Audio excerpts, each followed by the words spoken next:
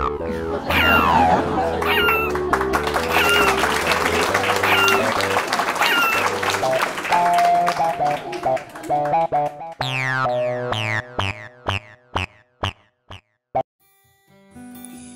everybody, Dylan here, living aboard with Chihuahuas. Ella writes to Barney, Trask, and Sheba, and she says she misses them, running the fence line, and she misses chasing the cats. She tells them about the dink and how she can tell by the sound of the engine where she should be in the dink to stay safe.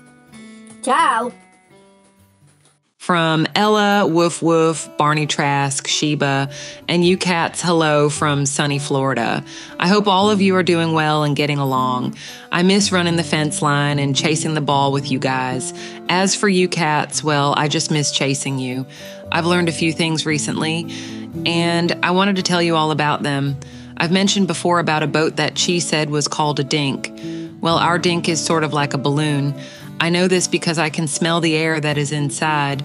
It's a very small compartment to all the other boats that I've now had the opportunity to see, and we use it sort of like we would use a car whenever we want to go anywhere, like to the shore where we do our business or to town. We must get in the dink and ride to our destination. It's very bumpy. It's not at all comfortable like the car, and if there are other boats about, it's downright scary. The waves get going and the dink flies over top of them with its bottom, slapping the top of the waves. Bam, bam, bam.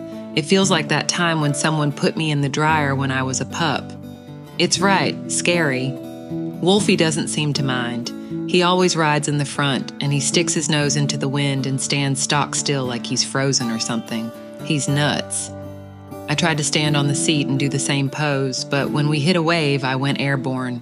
The thing makes this funny sort of noise, like that whoopee cushion toy we had back home, so we named it the U.S. Whoopee Cushion. It's inflatable too, so the name fits. I can tell by the different noises. The whoopee cushion's motor makes what I'm supposed to do. For example, when the motor is loud and fast, I need to be down in the thing under the seat. When it puts along, I can stick my head over the side and look around when it puts and then wheeze a bit. I know that it's out of gear and in idle, and it's safe for me to jump off. I learned all about this from Chi, who, as you know, lived aboard Yip's enough sailboat when he was young. As soon as that motor makes the idle sound and we are close to the shore where we can do our business, we jump in. Taco jumped overboard first. He can dive well. It doesn't even smack his tummy. I was afraid to jump off like him at first, but now I'm so good at it that sometimes I even beat him into the water. We both swim for the shore. He can still beat me sometimes, but someday I'm going to whip his butt. When we are done running around on the shore and doing what we came to do, we swim back out to the dink that is anchored about 100 feet away.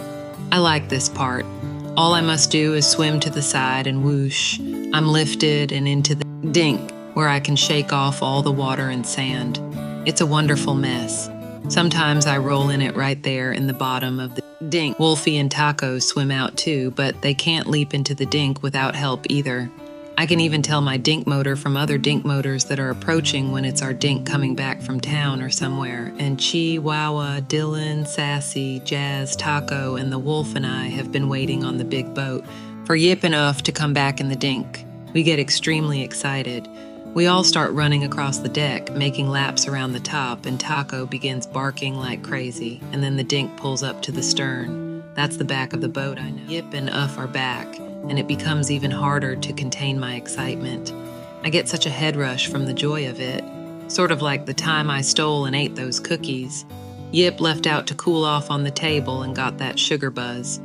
One of the days when the dink returned, I forgot to watch how close I was to the side of the boat, and Wolfie, with his dog frog bounces, knocked me right into the ocean. Another freak-out moment for me, but I was plucked from the water and placed in the dink before I could even think the word fish. Now when I hear the dink coming, I still get excited, but I do all my jumping and frolicking from within the safety of the cockpit.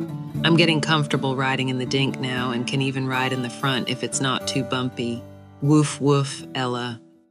From Chi Woof Woof. We were out cruising yesterday. We were all just minding our own business when another boat came along. There were 2 dogs on the boat. We were all doing our best to warn Yip and Uff about this invasion of our territory. When suddenly, the biggest fish in the world popped his head out of the water.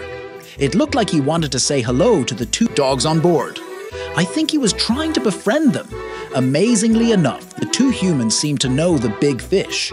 I think the big fish was trying to decipher what type of animals they were. As soon as Sassy saw this, she ran down below in fright. She just couldn't believe there were fish that big. Hi everybody, Dylan here, living aboard with Chihuahuas. There were 2 dogs on a boat that pulled up near us when suddenly the biggest fish in the world popped his head out of the water. I think that this fish was trying to befriend the dogs on board. The humans seemed to know the fish, and the dogs just were really happy to see him. Ciao.